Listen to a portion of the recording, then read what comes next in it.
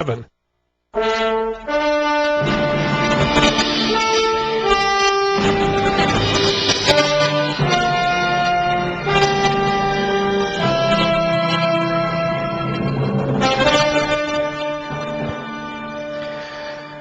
Good morning and welcome to Shattering Myths. I am Yahowah. Each weekday morning here on GCN, we strive to expose the destructive and deadly myths associated with religion and politics, with patriotism in the media, with military and economic schemes. Instead of merely presenting the news, our mission on this program is to help you understand what is actually occurring while predicting how these events will shape our world over the next 10, 15, and 20 years. Then during our second hour, we engage God on His terms by way of His one and only covenant and through His always dependable Torah teaching, so that with His guidance you'll be able to replace your religion with reason and engage in a relationship with Him.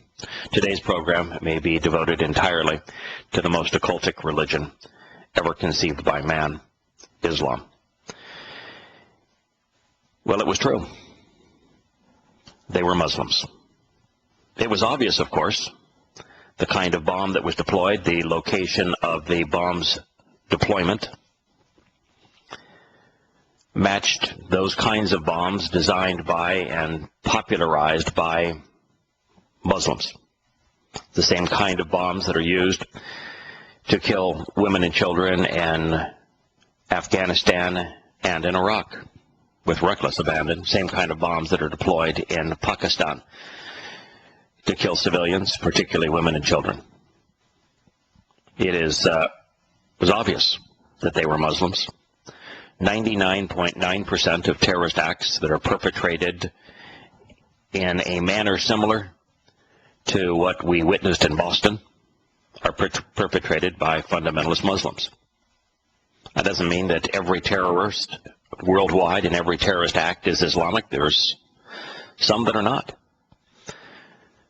But when a crude bomb with nails and pellets packed inside of a pressure cooker, manufactured in the standard that is promoted not only by Hamas on hundreds of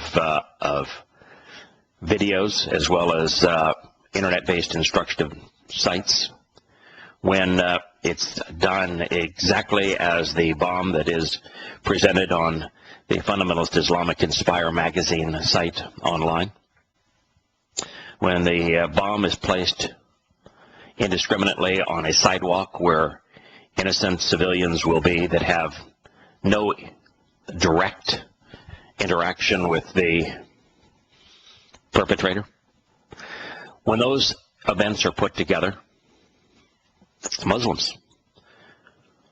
When we learned that the killers stood around to gloat at the carnage, blowing a little 6-year-old girl's legs off, murdering an 8-year-old boy.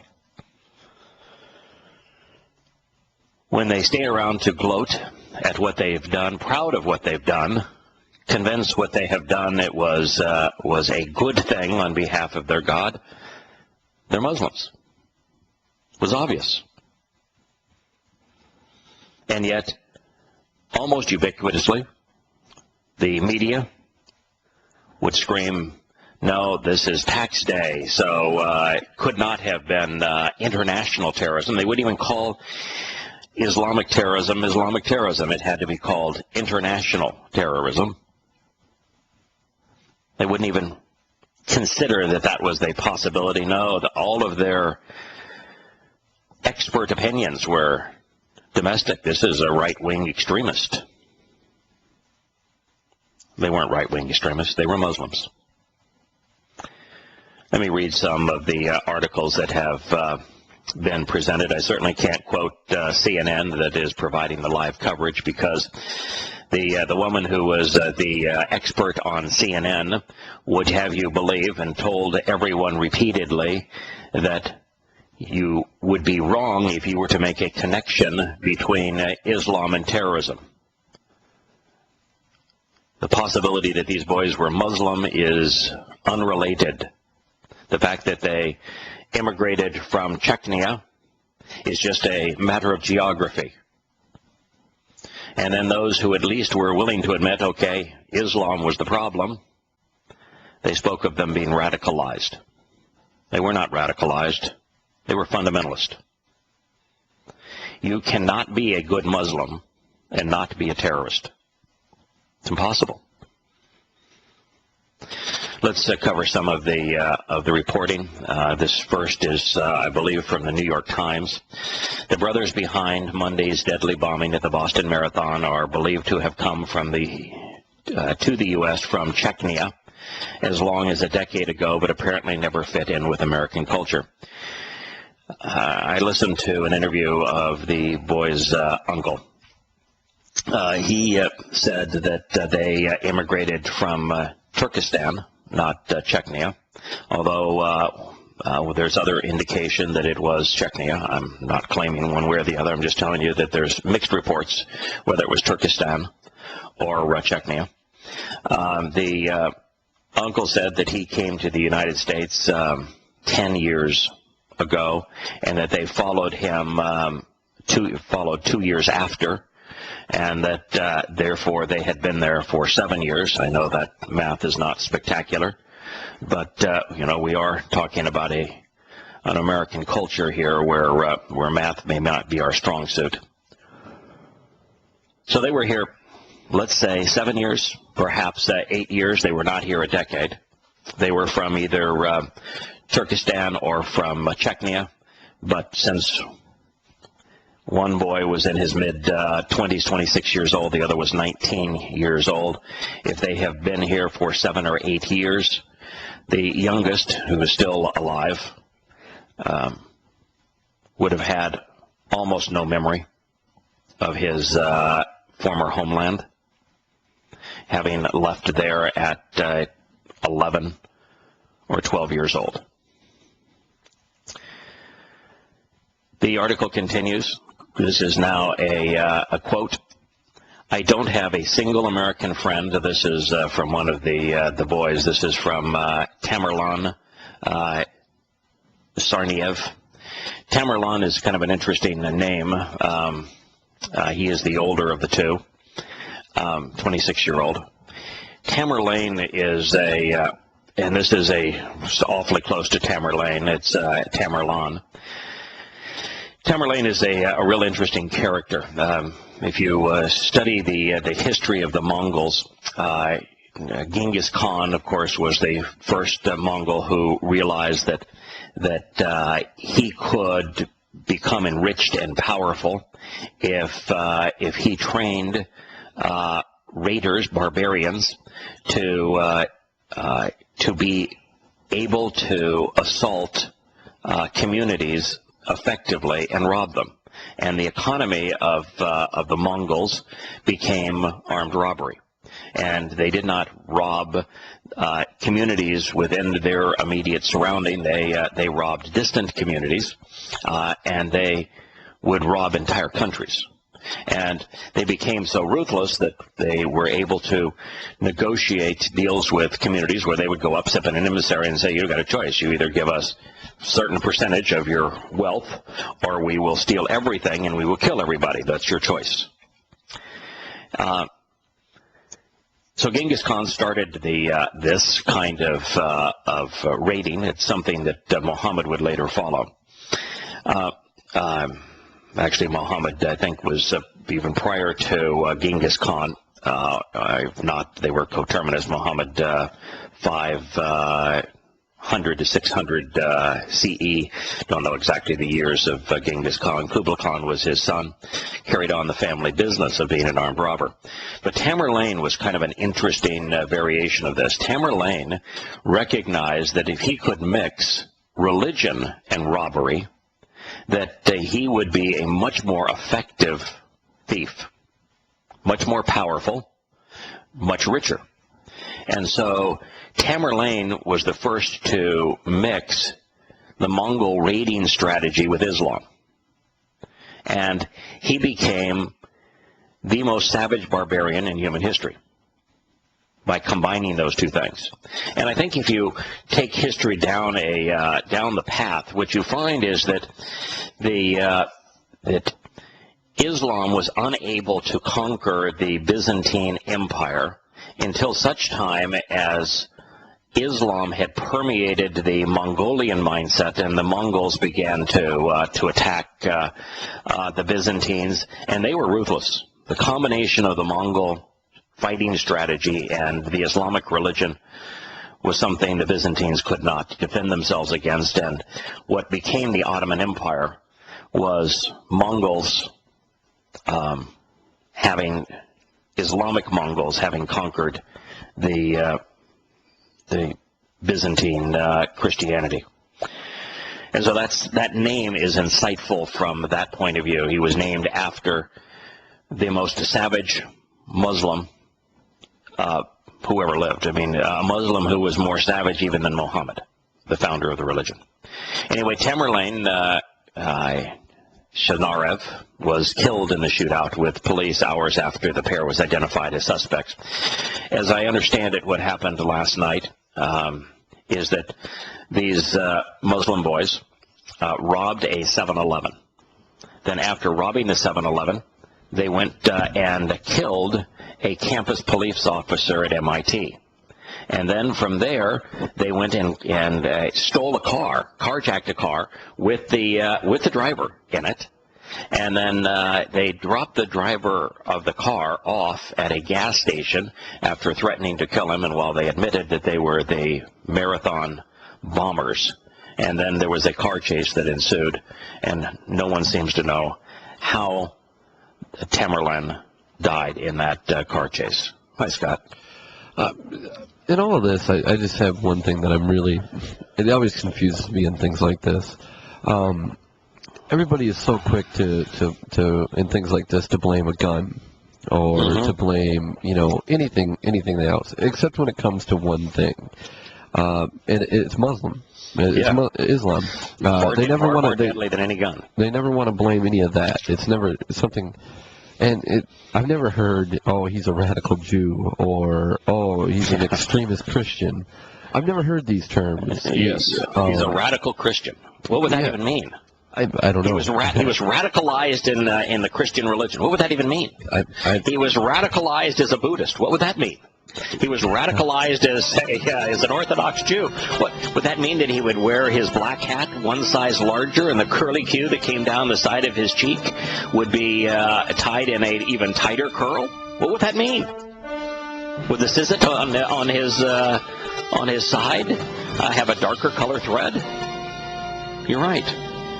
Why is it that they have to distort Islam in the media and nothing else?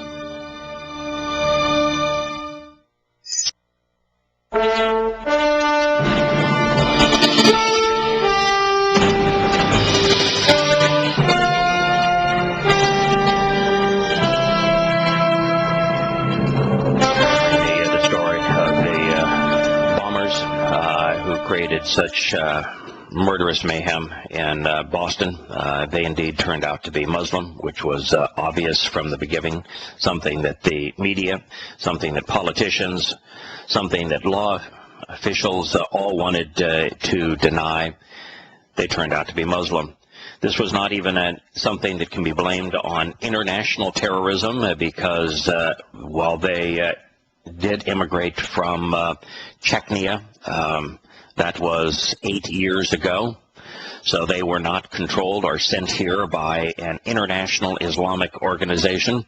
It can't be blamed on domestic terrorism in terms of a right-wing extremist because they did not fit into America. They remained Muslim. It can't even be blamed on a Islamic organization.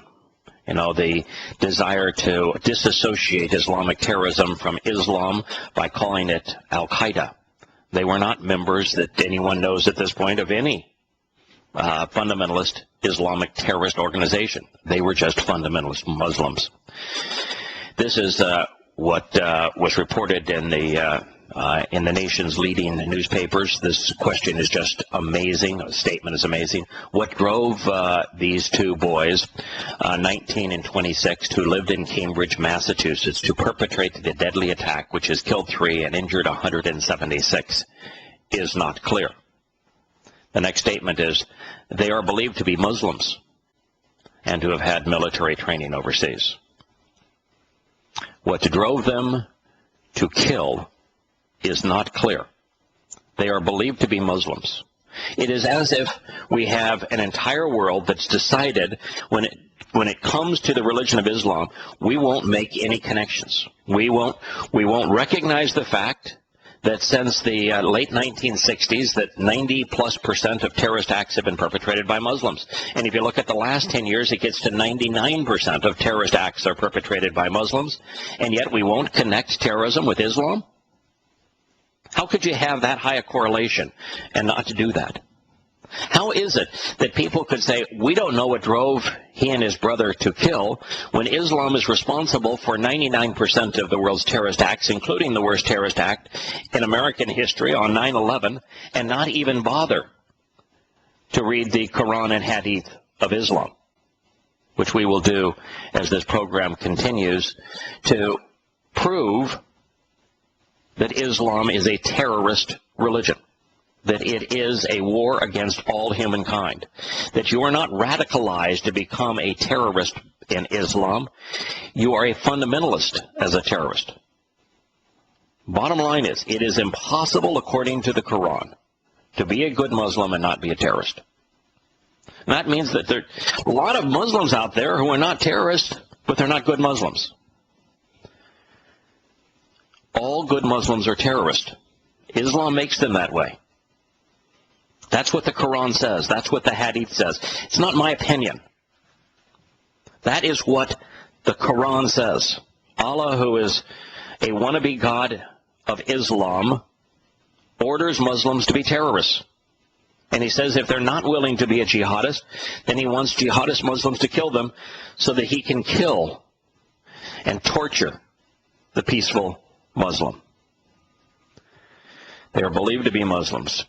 Tamerlan fled Chechnya with his family because of the conflict in the early 90s and lived there for years in Kazakhstan before getting to the United States as a refugee. Read the caption. So he would have left Chechnya around 13 years old, and then have left and lived in Kazakhstan for about 3 years prior to immigrating to the United States and living here for 8 years. And by the way, he didn't move with his whole family. His father is still in Chechnya. Tamerlan previously studied at Bunker Hill Community College in hopes of becoming an engineer. He took off a semester from his studies to practice boxing. His brother is believed to be the same Dijovkar Sharnarev, who won a $2,500 scholarship in 2011 from the city of Cambridge. Maybe the city of Cambridge should reconsider their criterion for awarding scholarships. Here's a community known for Harvard, known for MIT, and they're giving scholarships, $2,500, to those who think that it is a good idea to plant bombs which maim little children and murder individuals indiscriminately. Perhaps they ought to rethink and recalibrate what they view as important. We will continue with this story about these boys whose only motivation was Islam, and we will consider why it is that Islam motivated them to perpetrate such a heinous act.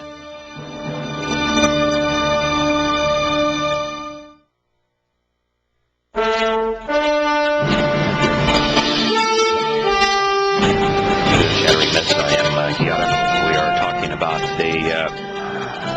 the motivation for the Boston Marathon bombers. They were Muslims. They were born evidently in Chechnya. They immigrated to the United States about 7 or 8 years ago. The father of the boys, one now dead, the other on the run, was called in just outside of Chechnya. He is in Makhalkala, which is the capital of the Dagestan region near Chechnya. Chechnya is not an independent country, nor is the Dagestan region. They're part of Russia. They both border on Georgia, which is important. The Republic of Georgia is an area that in eastern Turkey is associated with Gog, who will be the leader of the Magog Federation, the all-Islamic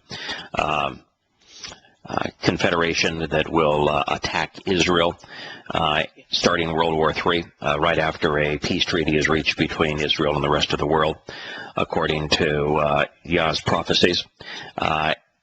And so Georgia and eastern Turkey are, particularly Georgia, is coterminous with this region. The Caucasian region will be a considerable component of the Magog War against Israel. The father was reached on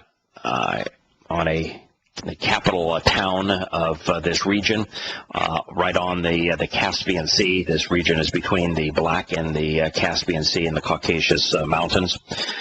And according to the Associated Press, he said that his son, the youngest son, the 19-year-old, Jokas Har, was smart and he was accomplished. He said, "My son is a true angel." He said he is a second-year medical student in the U.S., and he is such an intelligent boy. By the way, you can't go to medical school until you first graduate from from 4 years in college and then have to be accepted into medical school. So I do not think he was a medical student. He is such an intelligent boy. We expected him to come back here on holidays. Well, he's either about to be dead or locked up in the maximum security prison in Colorado for a very long time. An uncle of the brothers, also reached by the Associated Press, I did see that interview, said that they had been estranged because of infighting in the family. He had not heard from the boys in 2 years, but they did call him yesterday, and that they had been here for 7 or 8 years. Another story, it says officials said that the two men had lived in Chechnya, a long disputed, predominantly Muslim territory in southern Russia that sought independence after the collapse of the Soviet Union, and they fought 2 bloody wars with the authorities in Moscow. They really didn't fight wars with Moscow. They terrorized Russia. It's kind of an interesting story as to what happened that ultimately took the Islamic terrorism that was being perpetrated on Russia by the Chechnyans, Muslims, down to a low simmer. There was a period of time where Russia was the epicenter of Islamic terrorism in the world. The Russians, between hospital bombings, school bombings, theater bombings, was suffering under the assault of Islamic terrorism worse than any country in the world, far worse than the United States. And the Russians came up with a means to quiet it down. Putin negotiated a deal with the devil. He went to Iran and said, it's obvious that you have been sponsoring this. You're providing the munitions, the bombs, and the training for these Muslims to attack us. What do we need to do to get you to back off?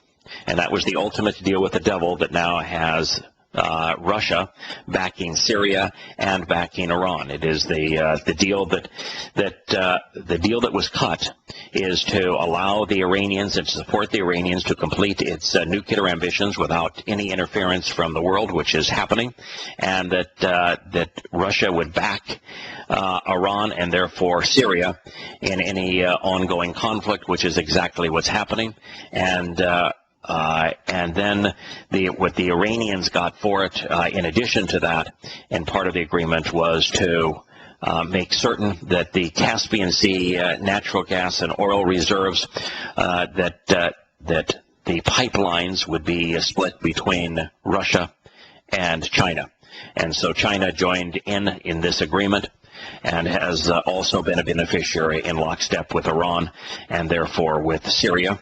And it ultimately influenced this region because Russia has to control Chechnya and the southern region here along the Caspian Sea for the pipeline purposes, for the oil and gas reserves, and that is why Russia invaded Georgia to deprive the Georgian Republic of its independence. So there is quite a backstory that will play out prominently in the world in this region over the next 10 to 15 years. The consequence of Islam in this region is going to be vastly more significant than 3 people dead and 170 some odd wounded. The predictions of this war have it ultimately going nuclear after Muslims fail in their united conquest of Israel. Billions of people are going to die. So this man, who the story is that they came from Chechnya and they ultimately immigrated to the United States, according to a U.S. school administrator, the secretary of, to the director of what's called School Number 1, said that the Sarnev family left Dagestan for the United States in 2002 after living there for about a year. She said the family, the parents, the 2 boys and 2 girls, had lived in the Central Asian nation of Kyrgyzstan previously. So we have a presence all over what we would call the stands. There's Azerbaijan, the Georgian Republic, Armenia, and then as you go further south in this region, there and throughout it, in fact, on the other side of the Caspian Sea, you have Turkmenistan. Turkmenistan has a border with Afghanistan, Uzbekistan, Tajikistan, and Kyrgyzstan, which would then border China, with Tajikistan bordering northern Afghanistan. So you know what the region looks like. You know what Islam has done to it. Both brothers have substantial presence on social media sites. The younger brother, the one that is on the run, the one that was the most proud of what he was doing, the one that set the bomb that blew off the 6-year-old girl's legs and that killed the 8-year-old boy, the one that couldn't get enough of the carnage that he had perpetrated, and you could see his face gloating over what he had done. The younger brother describes his worldview on his social media sites as Islam. Islam. He cites a verse from the Quran, "Do good because Allah loves those who do good." Now, of course, what a Westerner does not know is that good and bad are inversed in Islam. Doing good is killing. Doing good is jihad. Doing good is lying. Doing good is stealing. Doing good is kidnapping. Doing good is raping. All the things that we view as good, the Quran views as bad. Peaceful existence, for example, is bad. Freedom of choice is bad. But in Islam, doing good means that you're going to be a terrorist, because Allah loves those who do good, terrorist killings.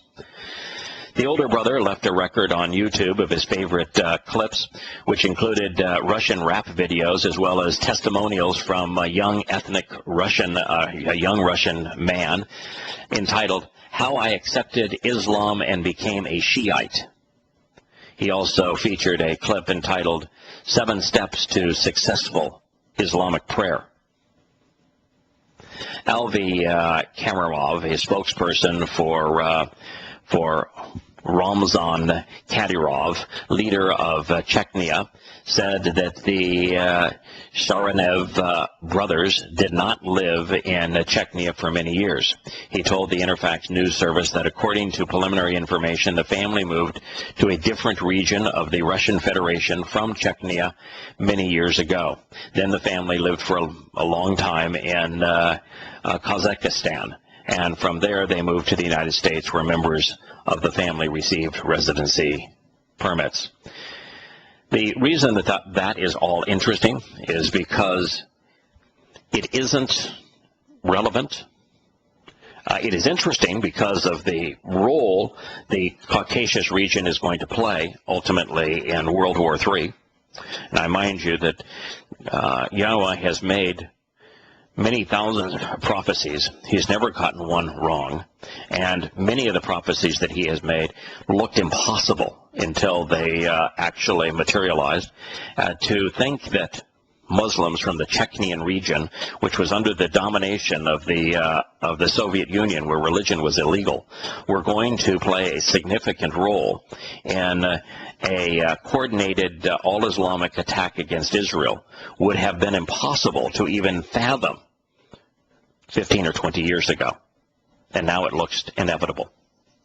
And so it is interesting from that point of view, but this is not an international act of terrorism. These boys lived in the United States for the last 7 or 8 years. This is the reason, their motivation for their killing is Islam. Full stop. Their life view is Islamic. It's interesting they are Shia Muslims because the story of the Mahdi, which is Gog, in Shia Islam is about the 12th Imam, and it is a part and parcel of Shia Islam and not of Sunni Islam. Continuing with the stories, this is what we learned last night. The pursuit of the boys began at about 10 p.m. Thursday when the two boys robbed a 7-Eleven near the Central Square in Cambridge.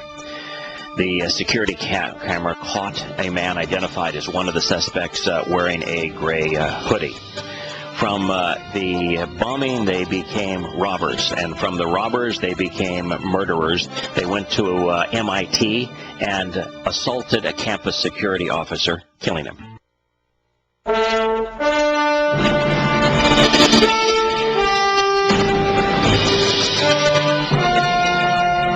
Welcome back to Shattering Myths. We're covering what happened here last night and again this morning relative to the Muslim boys that were the terrorists associated with the Boston Marathon bombing. After deploying those bombs, doing so thinking that they were doing a great service to their God, Allah, the boys last night decided that since the Quran authorizes stealing, it says that stealing is lawful and good, to begin the 8th surah of the Quran, they went into a 7-Eleven near the Central Square of Cambridge and robbed it. And then 30 minutes later, they decided that, maybe they should go out with a splash. The more infidels, I guess, they kill, the happier Allah will be with them. The more virgins they'll get in paradise. That is, if you can trust the wannabe God of Islam. And so they went to MIT, which is in Cambridge, and they were not spotted by a police officer. They just went up to a campus security officer, and while he sat in his police cruiser, they shot him multiple times, killing him. Then a short time later, they decided why not to add another crime to the already growing list. They went up and they carjacked a Mercedes SUV, taking its driver. That would also be kidnapping. So this is now grand theft and kidnapping. And they began to drive the car. They drove it to another 7-Eleven where the victim of the carjack at gunpoint with the two males was driven around for about a half an hour. According to the kidnap victim, they admitted that they were the Boston Marathon bombers. We don't yet have access to his testimony. I suspect, by the way, that just like the individual, the gunner of Virginia Tech, when it learned that his motivations were also Islam, when the story came out about Ishmael's axe being his swan song, Ishmael's axe is a reference to the Islamic hadith and to the Quran. Ishmael is given unique status in Islam, that they did not release any of that information, just like the contacts with Terry Nichols, with Abu Shayyaf and Islamic terrorists in the Philippines, immediately prior to the Oklahoma City bombing, is conveniently omitted from the record. So we probably won't hear much of what they said relative to Islam. It will be covered up. The police immediately began to search for the vehicle, and they pursued them in a high-speed chase. There is rumors that they had explosive devices with them, and that as they drove towards the shooters, there was constant gunfire with police officers. There was a police officer that has been severely wounded. He is now at the hospital, and there were allegedly explosive devices tossed out along the way. We do not know how the older brother, Tamerlan, was ultimately died, other than it is divine justice in a way. He was still alive when he was taken by ambulance to Beth Israel Hospital. Here's a Muslim who has been trained all of his life to believe that Jews are the enemy of Allah, and he died in the Beth Israel Hospital. I'm sure that was not lost on him. There were lots of explosions in the last minutes of this chase, according to the witnesses. The car, this is one of the witnesses said the car went right through the cops. It broke out through the west and then continued. The two men left a few backpacks right by the car. There was a bomb robot out there now. And so the chase goes on. What I'm going to do now, and hopefully with IQ Hour Rasuli in the next hour, we're going to do what the media will not do. We're going to share with you what it is about Islam that causes Muslims to be mass murderers, to act this way, so that those listening to the program will understand what causes Muslims to kill, and that isn't becoming radicalized in Islam that causes a Muslim to be murderous. It is becoming a fundamentalist. It is paying attention to what the Quran and the Hadith say. Tabari 969. Killing disbelievers is a small matter to us. Tabari 8. The battle cry of the companions of the Messenger of Allah that night was, kill.